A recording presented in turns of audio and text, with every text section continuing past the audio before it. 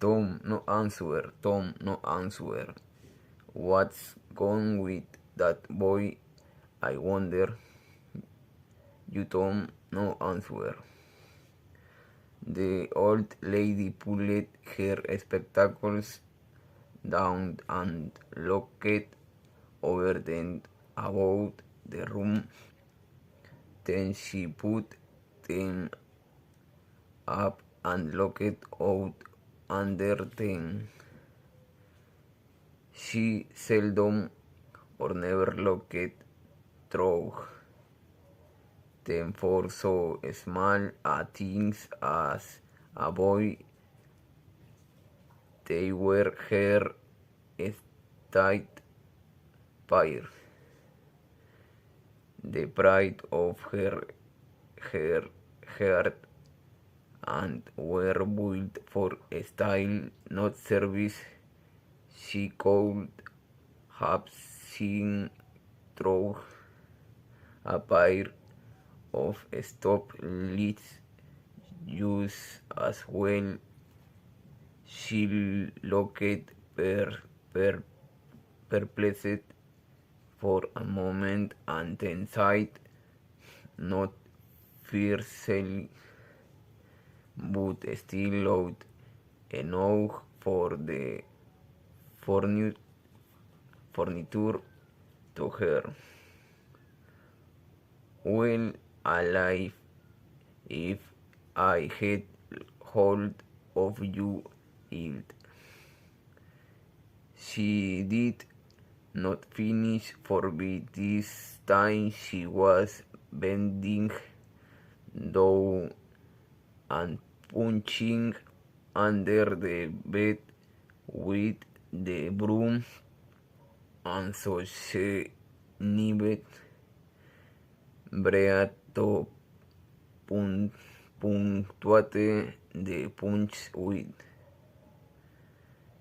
She resurrected nothing but the cat. I never did see the beard of that boy.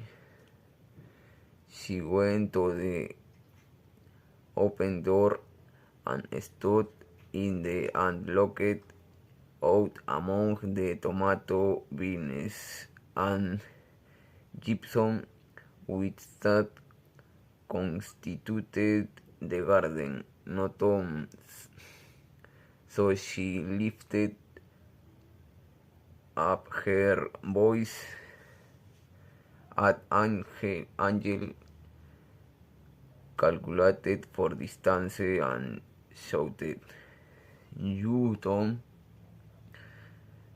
There was a slight noise behind her and she turned just in time to seize a small boy by the slack of his roundabout and arrest his flight.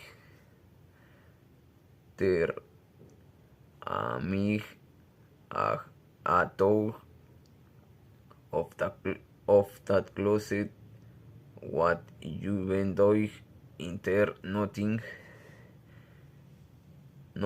Lot at your hands and look at yours mount. What is that track? I don't know, aunt. Well, I know it's that what it is. 40 times I beside if you didn't let that jam alone. I'd skin you. Hand me that switch. The switch hovered in the air. The peril was desperate. My look behind you aunt. The old lady whirled round and snatched her skirts off the danger. The lad fled on the time, scrambled up the high board fence, and disparated over it.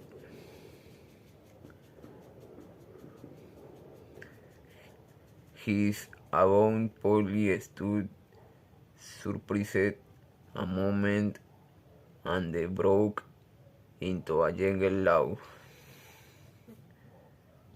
Hans, the boy can't I never learn anything. I ain't played metrics enough like that for me to be looking out for him by this time. But all fools is the biggest goodness. Her never plays them alike to dice, and how is a body to know what's coming? He prefers to know just how long he can torment me before I get my dander out, and he knows if he can make out to put me off for a minute or make me lunch. It's all down again and I can't hit him alike. I'm not down. My dad beat that boy. And that's the Lord's truth, goodness news. Spare the rod and spile the child, as the good book says. I am an lying absent and sufferings for us both. I knew he is full of the old scratch, put laws. I mean, he's my own that sister boy. Poor thing, and I am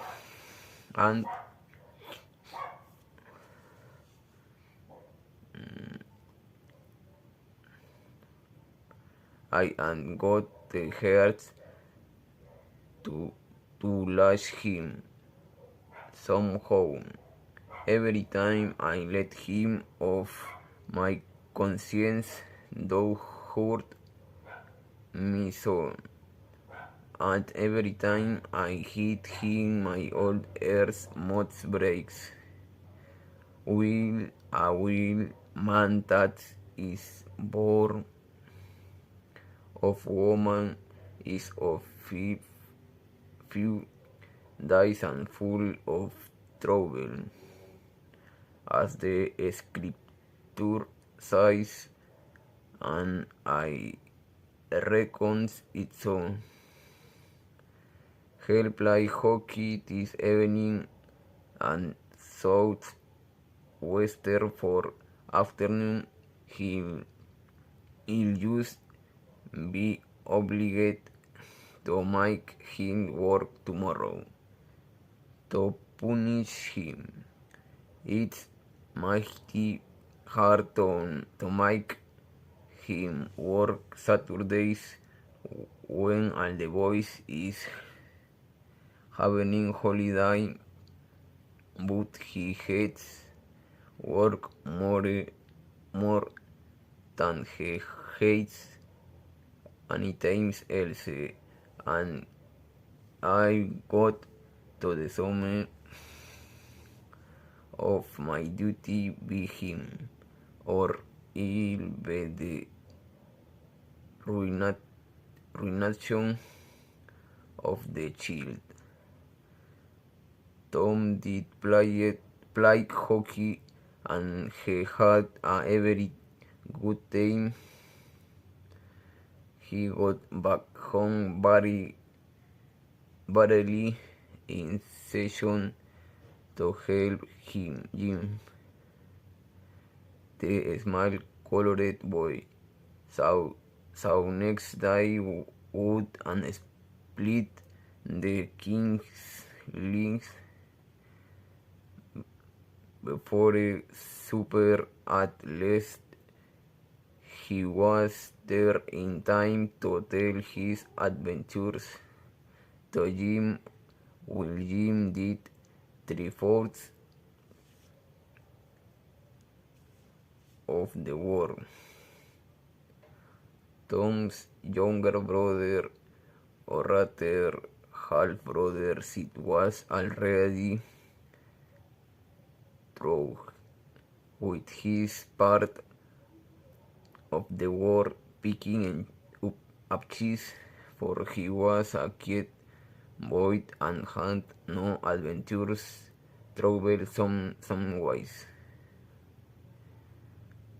While Tom was eating his supper and stealing sugar as opportunity offered, and Polly asked him questions that were full of guilt and very deep, for she wanted to trap him into damaging rebellions like many other simple-hearted souls in what was her pet vanity to believe she was endowed with a talent for dark and mysterious diplomacy, and she loved to contemplate her most transparent devices and marvels of low cunning side. I can lick you. I'd like to see you try it. Well, I can do it. No, you can't either. Yes, I can. No, you can't. I can. You can't. Can't. An uncomfortable pause. Then Tom said, "What's your name? It's any of your business, mate." "Well, I don't it make it's my business." "Why, why don't you?" "If you so much." "I will. Much.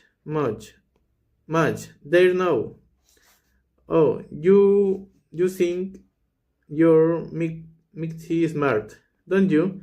I could lick you with one hand tied behind me if I wanted to."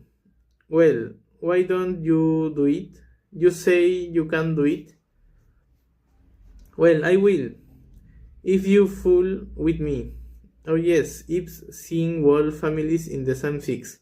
Smarty, you think you're some now, don't you? Oh, what a hat. You can't lamp that it if you don't like it. Either you know if of an anybody that take and there will suck eggs. You're a liar, you're another. You're a fickling liar and dicks take up. Ow. Take a walk. Say, if you have give me much more of your sense, I take and bounce a rock off your head. "Oh, of course you will.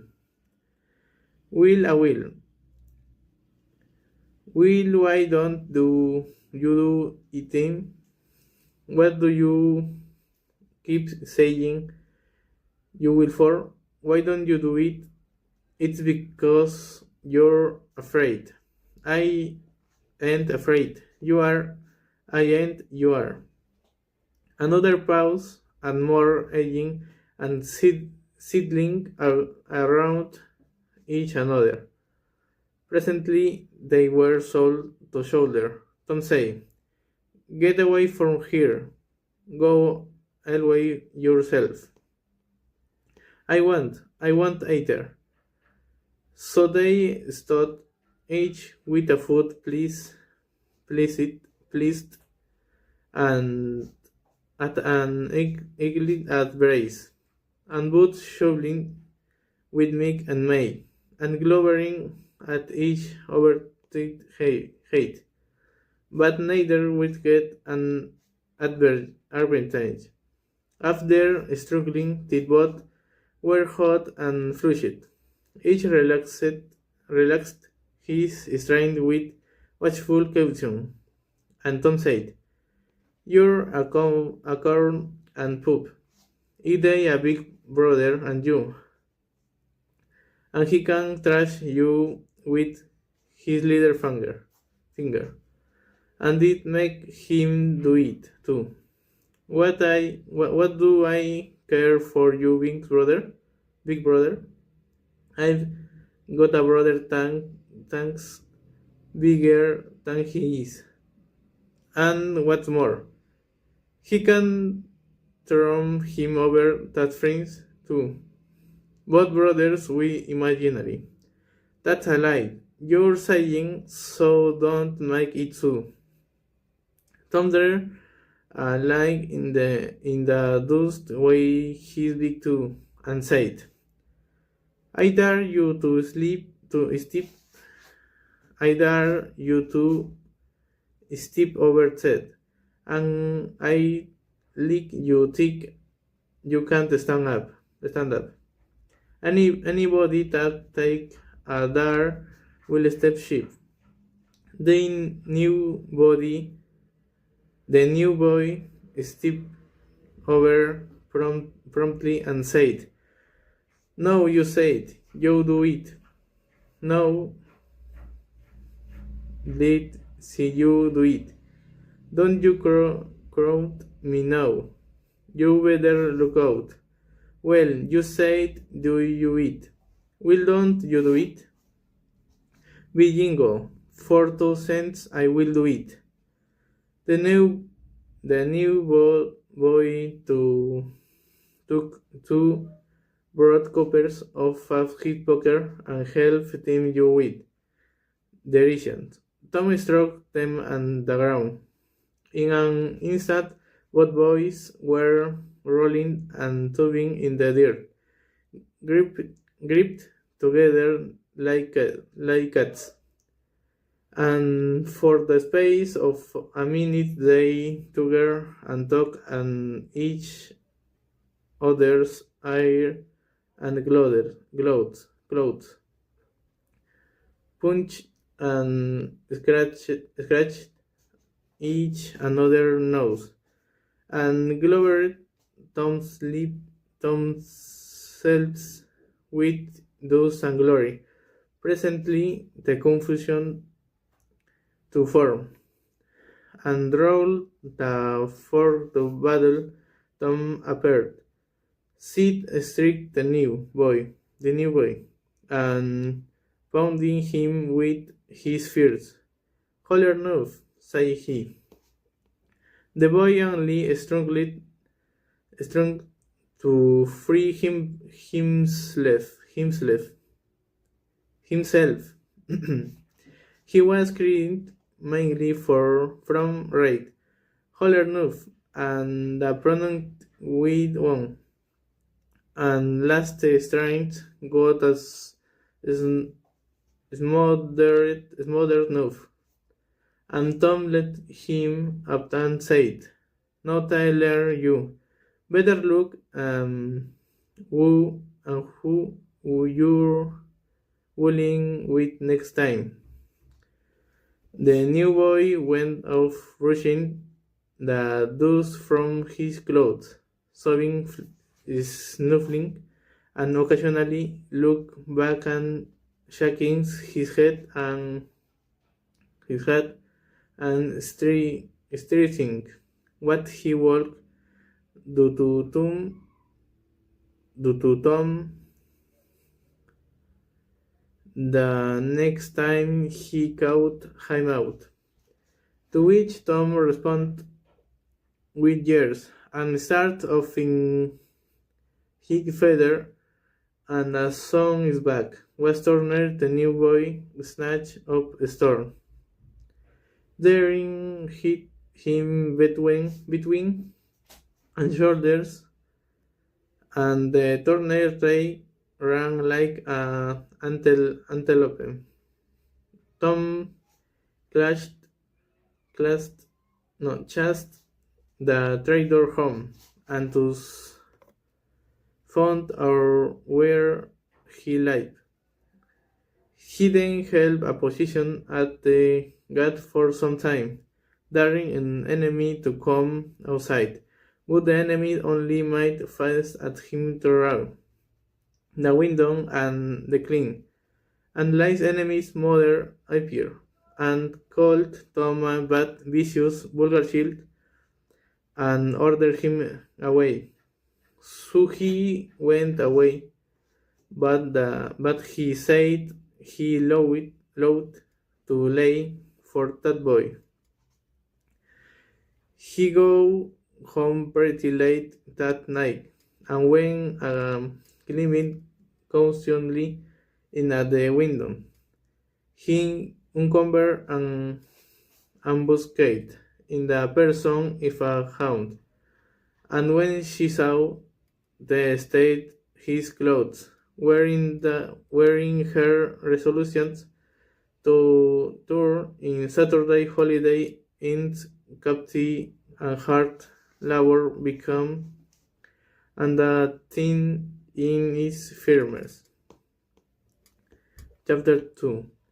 Saturday morning was come, and night the summer world was bright and fresh, and brimming with life. There was a song in every head, and if her was young, the music is the lips. Where was in every face and spring in every step.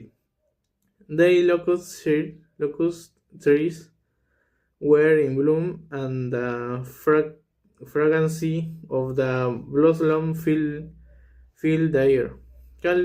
Cardiff Hill, beyond the village and above it, was green with vegetation, and it lay just far enough away to seem the delectable land, dreaming, reposeful, and inviting. Tom appeared on the sidewalk with a bucket of witty wash and a log-handled brush. He surveyed the fence, and I glanced left him, and a deep melancholy settled down up his spirit. 30 yards of board, French 9 feet high, like to him seemed hollow, and existence about burden. Signing dipped his brush and passed it along the topstone plank. Repeat the operation. Did I again? Compared the insignificant with the washed, streak with the far-reaching continent of underwash French, and side down under box discouraged him come strip of the cast wheel a thin pale, and sting buffalo gulls, bringing water from the town. Pump has always been hatful's work in town says before, but now it did not restrict him so. He remembered that there was company in the pump. Will Mulatto in negro boys and girls were always there waiting their turns, resting, trading, plating, quarreling, fighting, skylarking,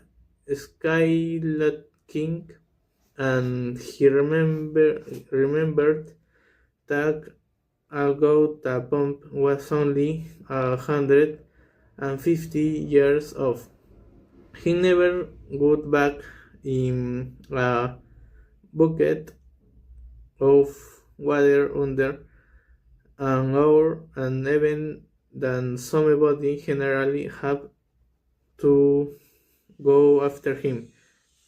Tom said Jim, if fetch the water you with the wash some. Jim shook his head and said, can't Mars Tom. Only missed. She told I got to go and hit this water and not stop fooling around with anybody. She say she expect Mars Tom Igwin to ask me to weather wash. And so she told me go long out, tend to my own business.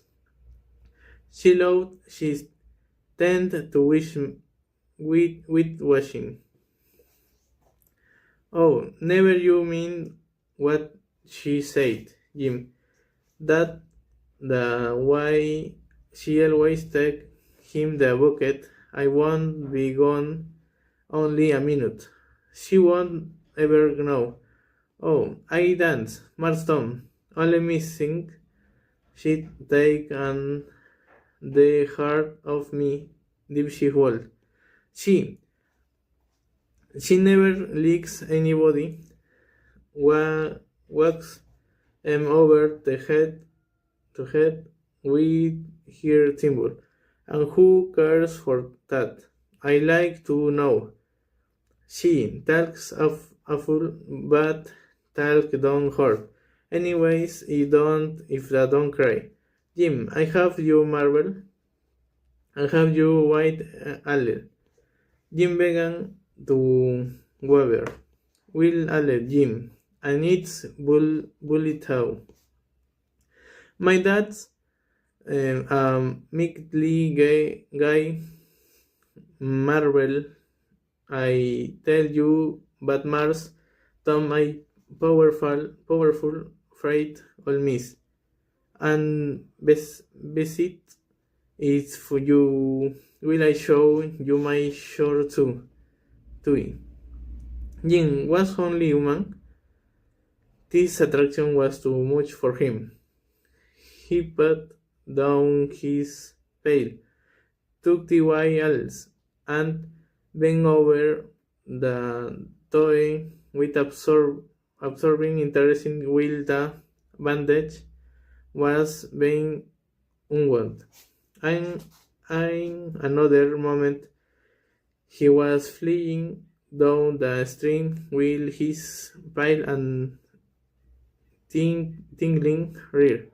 Tom was washing with vigor, and now Polly was returning from the field with a slipper in her hand, a triumph in her eye. But Tom's energy did not last. He began to think of fun he had planned for this day, and his horse multiplied soon the three boys would come tripping along on all sort of delicious expeditions, and they would make a war of thank him for having to work. The very tongue I very thought of it burned him like fear. He go out his worthy wit and examined its bits to the toys, marbles in and trash and notable and exchange of work.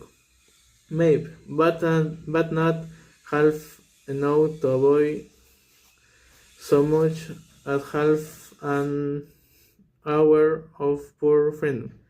So he returned his strident minks in his pocket and grabbed of the idea of string to avoid the voice. And things dark and hopeless moment and inspiration burst upon him. Nothing less and agreed. Magnificent inspiration. He looked up his brush and went tranquilly to work. Rangers hope in shake presently. The very voice of Eyeball's voice, whose really cool he had been dreading. Vince's guide was the Hope's kid and hump. Prof enough as his heart was like and his. Anticipation he. We had sitting an apple, and giving along, melodious hope and intervals. Follow it via deep toned ding dong, for he was personally a steamboat. As he drew near, he net speed took the middle of the street, leaned far over to starboard and rounded to ponderously and with laborious pomp and circumstance. For he was personating in big Missouri, and considered himself to be drawing night feet on water. He was boat and captain of NG Bells combined, so he had to imagine himself studying of his own horrid giving the orders and executing them. Chapter 30. Tom presented himself before Polly, with bad sitting by an open window in a pleasant without apartment, which was bedroom, breakfast room, dining room, and library combined. The balmy summer air, the restful quiet the odor of the flowers, and the drowsy murmur of the bees had their effect, and she was nodding over year 19, for she had no house company but the cat, and it was asleep in your lap. Your spectacles were propped up on your grey, yet for safety she had thought that, of course, Tom had deserted long ago, and she wondered, singing place himself in your power, Owen, in this intrepid way ye said main ago, and play now and what ready job much job you done it's all done, and Tom don't lie to me, I can't bear it, I ain't, and it is all done. And Polly plays small trash in such audience. She went out to see for herself, and she would have been content to find 20% Tom's statement true. When she found in their fence what was, and not only white was, but elaborately coded and recoded, and even an streak added to the ground, this astonishment was almost unspeakable. She said, well, I never, there is no getting round it. You can work when you're mind to Tom. And then she diluted the compliment by adding, but it's powerful sale. Don't you ever a mind to, I'm bound to sell. You will go long and play bad, mate. You get back some then in a yoke or I'll tell you. She was so overcome by the splendor of this achievement that she took Jim into the closet and selected a choice apple and deliberated in Jim along with improving lecture upon they added value and flavor and treated to his elf when it came with how seen through virtuous effort. And while she closed with a happy scriptural flourish, she juked a donut, then she escaped out and saw sit in the haste starting and they outside a stairway that led to their back rooms on the second floor. Clothes were dandy and their air was full of the man of them in twinkling. They raged around sit like a ale store and before and Polly could collect years if praised faculties faculties and Sally to their second six or Saints cloth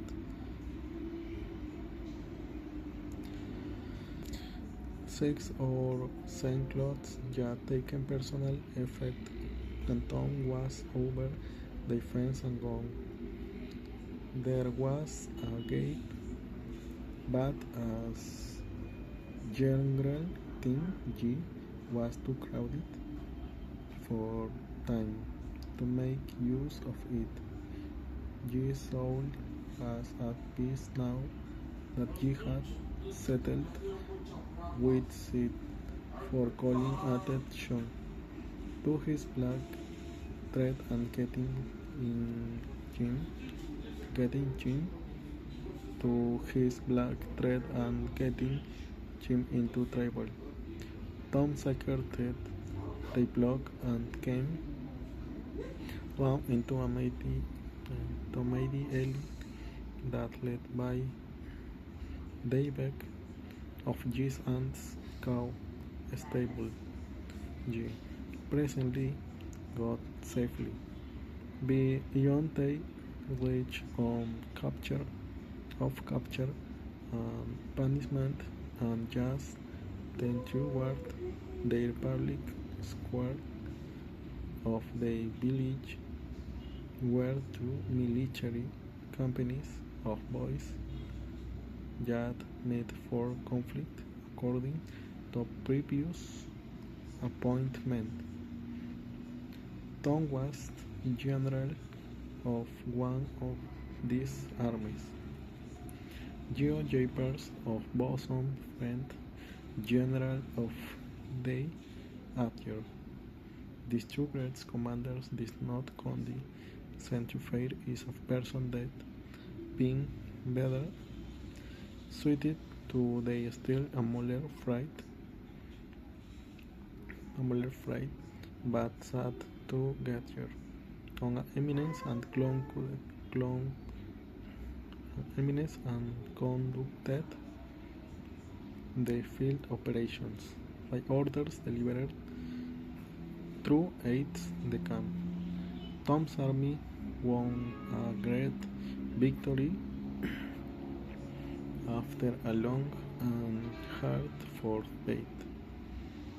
Then their dead were counted prisoners, exchanged the terms of the nest. This agreement agreed upon, and they for the necessary battle appointed, after which the armies fell into line and marched away, and Tom turned Joe Mart alone. As he was passing the Jesus jaws where Jeff teacher lived, he saw a new girl in garden. A lovely lit blue-eyed creature with yellow hair plaited into long tails, white summer frock and embroidered pantalettes. The French crown hero fell without firing a shot. A certain Amy Lawrence vanished out of his yard and left not even a memory of his elf the giant. He had thought he loved her to distraction. She yet regarded his passion adoration, and beyond it was only a poor lit, evanescent partiality she had demands joining here she had confessed. Hardly a week ago she had been the happiest and the proudest boy in the world. Only, only then, short day and year, in one instant of time, she had gone out of his heart like a cashew. El stranger was with his none. He worshipped this nude angel with furtive eye, till he saw that she had discovered Jean. Then he pretended he did not know she was present, and began to show off in all sorts of absurd boyish ways. While in the midst of his performances, he saw the lead girl walking toward the house. Tom lit on the fence, grieving and hoping she would stay longer. She halted a moment, then moved to the door. Tom sighed, but his face lit up, for she tossed a pansy over the fence before disappearing. He stopped near the flower, shaded his eyes as if looking down the street, then picked at a straw, edging closer and closer till his barefoot caught the pansy. He hid it inside his jacket and returned to the fence till nightfall. But the girl never came again. At supper, his spirits were so high that he wondered what had got into the child. He was scolded for clothing seed, trying to steal sugar, and got his nose rat. Soon Sid dropped the sugar bowl, and Tom, eager to see him scolded, instead received the blows. Sid brought it, he cried, but Polly only said, "Well, you didn't have a lead amiss, I reckon. Tom sat in a corner, imagining himself sick of or drowned his repeating to lay git tears and praiser. He'd wandered to the river, sat on a raft, and to awe the wilted flower, wondered if the girl would pity Jean. Later he crept under her window, lay down with the flower on his breast, and dreamed of dying there so she might find Jean in the morning. But the maid servant threw water on Jean, and he fled into the night.